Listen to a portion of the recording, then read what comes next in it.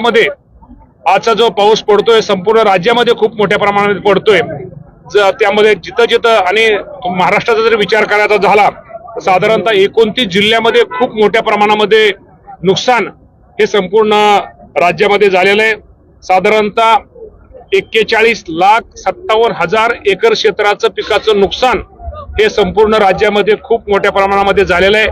आणि जिथं जिथं नुकसान झालेलं आहे आणि पावसामुळे मनुष्यहानी असू द्या किंवा घराची पडझड असू द्या किंवा आमचे पशुधन असेल त्याचं आमचे जनावरे काय वाहून गेले त्या सगळ्यांचे पंचनामे करण्याचे आदेश या राज्याचे मुख्यमंत्री, दोन्ही उपमुख्यमंत्री आणि या सर्वांनी दिलेले। त्यामुळे निश्चित प्रकारे मी आपल्या माध्यमातून संपूर्ण राज्यातील सर्वांना एक सूचित करतो की ज्यांचं ज्यांचं नुकसान झालंय त्या सर्वांचं पंचनामे करण्याचे सूचना ह्या दिलेल्या आहेत। आणि निश्चित प्रकारे हे पंचनाम्याचं कामकाज लवकरच पूर्ण होईल आणि पंचनामे झाल्यानंतर निश्चित प्रकारे प्रत्येकाला योग्य प्रमाणामध्ये भरपाई ही शासनाच्या वतीने दिली जाईल।